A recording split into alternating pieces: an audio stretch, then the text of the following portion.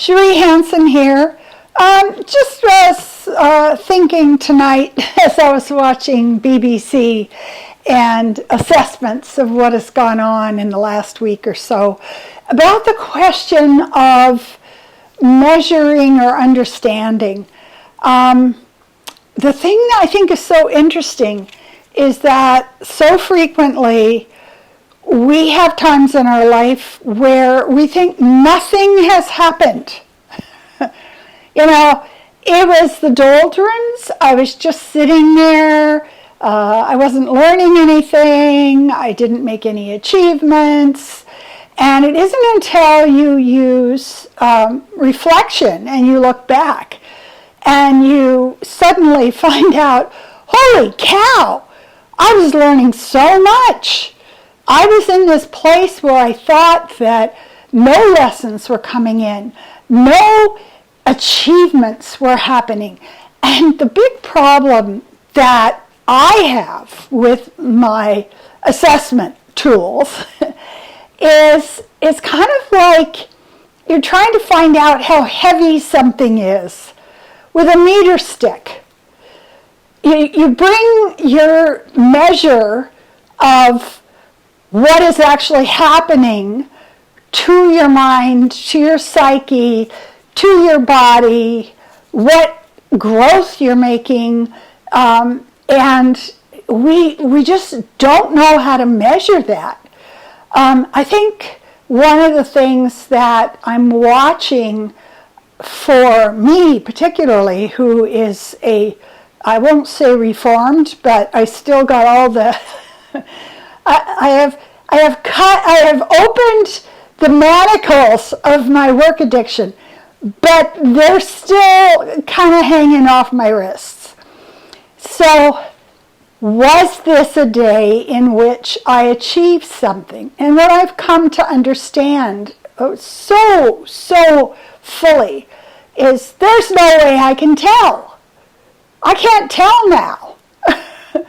Because to give you an example, the periods of time when I had pneumonia and I'd lay in bed for 28 days and just lose weight and all the rest of it, I learned a lot about letting go and asking my body to heal and not fighting it.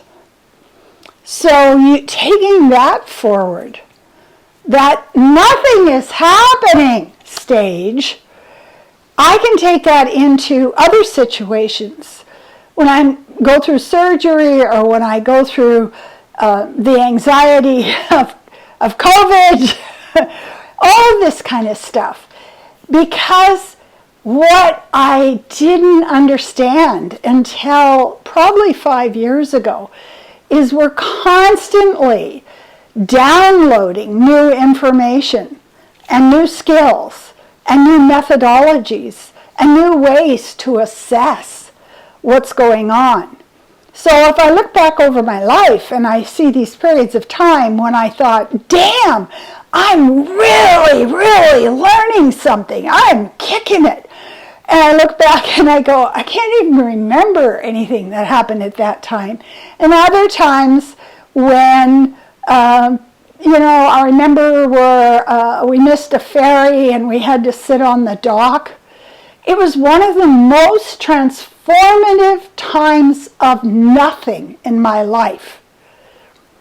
What do you do in your program to catch the ferry, to be on time, to keep moving, to travel, to be in the landscape of seeking and pushing, and you're caught in this kind of D&D reality where if you're not fighting something, if you're not suffering, if you don't have scars, then you don't have value.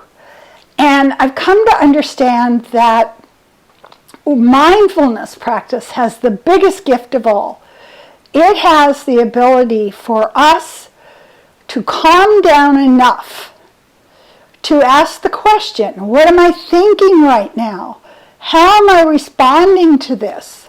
And the big question is, what was I supposed to learn? What am I supposed to learn right now? And I think in the long run, what that does, and I know this sounds funny to say, but it humanizes us when we can get to a place where we understand that we don't know how to measure the present in terms of, am I earning value as I go through this thing? But we can get into a place where we can just trust it. We can trust that all of the other times in our lives when we thought nothing was happening, if you look back at it, you sort of say, oh my God, that's when I changed everything in my life. That's when I learned new skills. That's when I became wiser.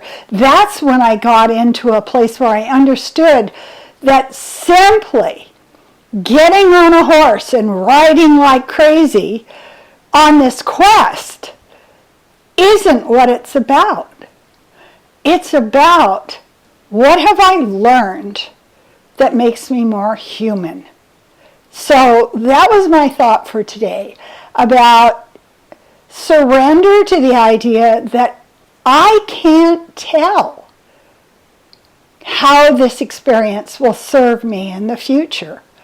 And just get into a place of trust where you say to yourself, the universe is showing me something.